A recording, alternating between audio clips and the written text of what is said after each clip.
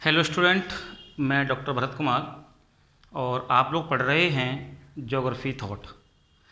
Geography thought MA previous का जो paper है उसमें हम लोगों ने अब तक भारत के प्राचीन स्रोत भूगोल के बारे में कौन कौन से मिलते हैं उनके बारे में हमने पढ़ लिया है।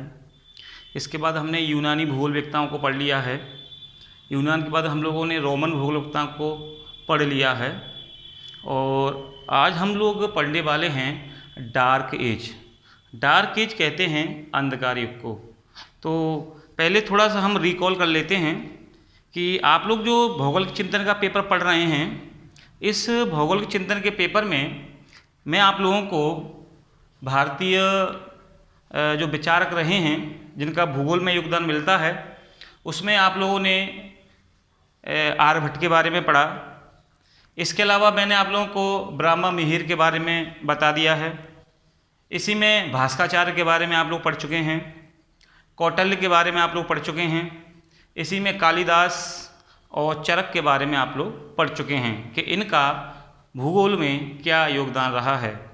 इसके अलावा भारतीय ग्रंथों में देखेंगे तो ऋग्वेद है, यजुर्वेद है, हमारे जितने भी वेद होते हैं, इनके अलावा अन्य कई सारे ग्रंथों में भी भूगोल की कहीं ना कहीं झलक देखने को मिलती है। भारतीय विचारकों के अलावा मैं आप लोगों को यूनानी या ग्रीक भूगोलवेत्ता भी पढ़ा चुका हूँ। इस ग्रीक भूगोलवेत्ता में आप लोगों ने यहाँ होमर से लेकर के होमर के बारे में, जिसने 4 अलग अलग दिशाओं से अलग अलग पवनों के बारे में अपने विचार रखे हैं, थेल्स के बारे में, हिकेटियस के बारे में, हेरोडोटस के बारे में, पोसोडेशनियस के बारे में और एरिस्टोनिस के बारे में आप लोग पढ़ चुके हैं। ये मुख्य रूप से वे यूनानी भूगोलवेत्ता हैं या ग्रीक भूगोलवेत्ता हैं जिनका भूगोल में अपना विशेष योगदान रहा है। इसके अलावा रोमन भूगोलवेत्ताओं को मैं बता चुका हूँ कि रोमन भूगोलवेत्ताओं में 2 महत्वपूर्ण भूगोलवेत्ता रहे हैं। इनमें एक तो रहे हैं स्ट्रैबो और एक रहे हैं टॉलमी।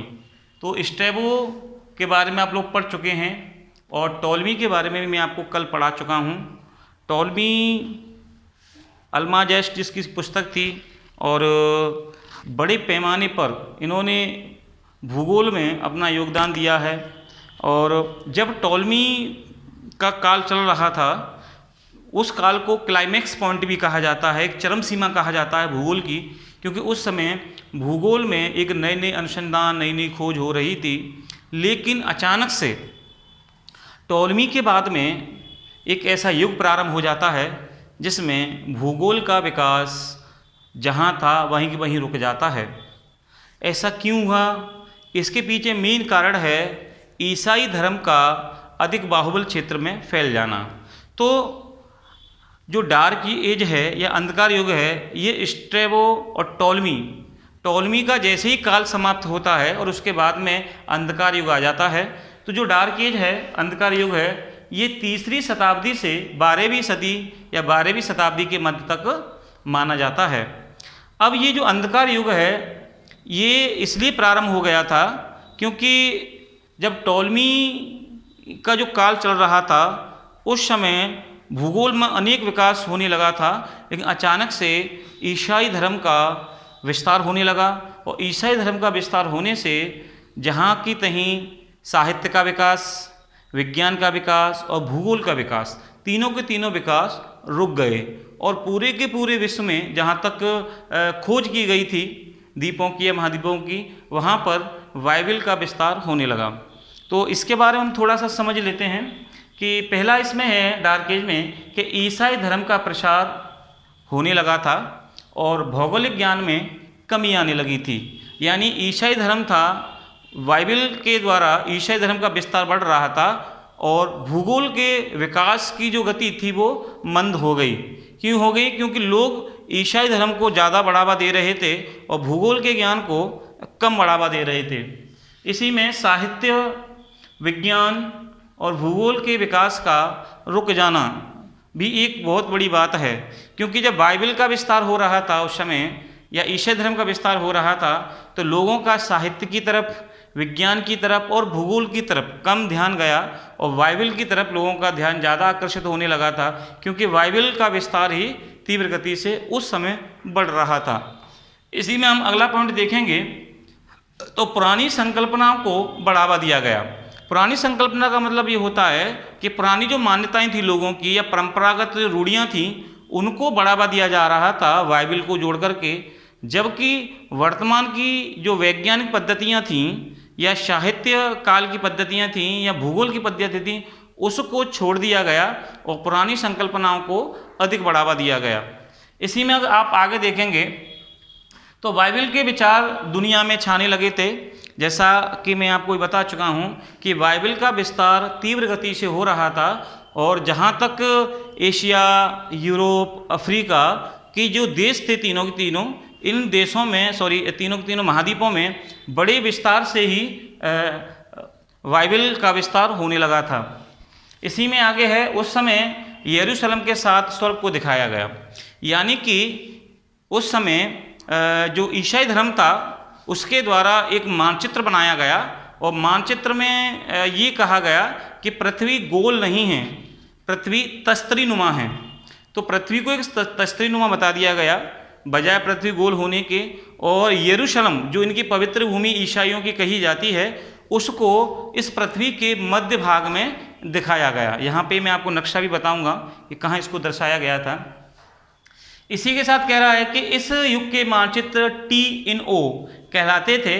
पूर्वी दिशा ऊपर की ओर होती थी। तो आप यहाँ देख सकते हैं कि ये जो आप देख रहे हैं गोल आकृति है, ये O आकृति की तरह है और यहाँ पर डॉट डॉट जो निशान दिखाई दे रहे हैं, ये महासागरीय भाग हुआ करते थे। ये O जैसी आकृति के हैं इसलिए O कहते थे। और T इसके अंदर देखें तो सागर के द्वारा एक T जैसी आकृति बन रही है, इसलिए इस समय के जो मानचित्र हुआ करते थे इन्हें T-in-O मानचित्र कहते थे। और ये T-in-O मानचित्र हैं, ये उस समय काफ़ी प्रसिद्ध हुआ करते थे। जो महाद्वीपों की खोज की गई थी उनमें एशिया महाद्वीप, यूरोप महाद्वीप और अफ्रीका महाद्वीप, तीनों ही महाद्वीपों को एक साथ इस पर पृथ्वी पर या तस्तरीनुमा पृथ्वी पर इनको दिखाया गया था। इसी में कह रहा है कि इस युग में मानचित्र T-in-O कहलाते थे। पूर्वी दिशा ऊपर होती थी। ये इंपॉर्टेंट पॉइंट है कि ये जो पूर्वी दिशा है वो कहाँ होती थी, ऊपर की ओर। हालांकि आप लोग जानते होंगे कि वैसे अगर हम लोग देखेंगे तो इधर ईस्ट होता है, इधर होता है पूरब, इधर होता है पश्चिम, इधर उत्तर और इधर दक्षिण। लेकिन उस समय T-in-O जो मानचित्र बनाए जाते थे, ये T-in-O जो मानचित्र उस समय के थे, यहाँ पर पूर्व दिशा को उत्तर की तरफ या ऊपर को यहाँ दिखाया गया था। और यहाँ पर आप लोग देखेंगे गौर से तो यहाँ स्वर्ग को भी दिखाया गया है। इनका मानना ये है कि यहाँ मध्य में यरूशलेम होता था इनकी पवित्र भूमि, जबकि ऊपर की ओर यहाँ स्वर्ग को दिखाया मानचित्र में जाता था। इसी में कह रहा है कि O अक्षर ज्ञात संसार को दिखाया जाता था, जबकि T अक्षर भूमध्य सागर। तो आप देखेंगे ये भूमध्य सागर को दिखाया गया है। डॉन नदी, ये डॉन नदी है यहाँ पे, और ये नील नदी अफ्रीका की है, को दिखाया जाता था। यरूशलेम को मध्य में दिखाया जाता था। तो जो आप जैसा कि देख रहे होंगे कि ये जो यरूशलेम जगह है, ये यहाँ पर इसके मिडल भाग में या सेंटर पॉइंट पे यहाँ दिखाई जाती थी। और इनको कहना ये था कि ये जो यरूशलेम है ये पृथ्वी के मध्य सेंटर भाग में बसा हुआ भाग है। इसी यरूशलेम के जस्ट आप उत्तर में देखेंगे या T-in-O मानचित्र के अनुसार इधर पूरब में देखेंगे तो यहाँ इन्होंने स्वर्ग को भी दिखाया है। तो ये इनका जो मानचित्र था यह T-in-O मानचित्र कहलाता था, जो कि डार्क एज में या डार्क युग में बहुत ही महत्वपूर्ण था। तो यरूशलेम के बाद में अगर हम लोग देखेंगे, यरूशलेम यहाँ मध्य भाग में है और यहाँ पर एशिया, यूरोप और अफ्रीका महाद्वीपों को भी इस मानचित्र में दिखाया गया है। यहाँ डॉन नदी को दिखाया गया है, यहाँ नील नदी को दिखाया गया है, यहाँ स्वर्ग को दिखा दिया गया है। तो इस प्रकार से इस मानचित्र को T-in-O मानचित्र कहा जाता था।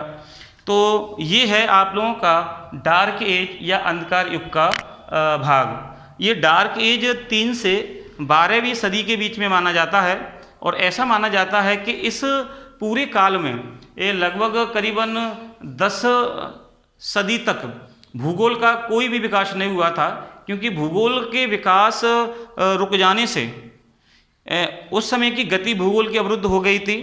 ऐसा इसलिए हुआ था क्योंकि जो बाइबल थी, बाइबल का विस्तार होने लगा था, चर्च में बाइबल पढ़ाई जाती थी और जितनी भी प्राकृतिक दशाएं होती हैं उनको मुख्य रूप से बाइबल से जोड़ दिया गया था। इसीलिए भूगोल का जो विस्तार था वो रुकता चला गया। इस प्रकार से ये जो डार्क एज है, अंधकार का युग है, यह भूगोल में ह्रास का एक युग भी कहा जाता है। क्योंकि ह्रास का युग इसलिए कहा गया है क्योंकि उस समय भूगोल की गति रुक गई थी।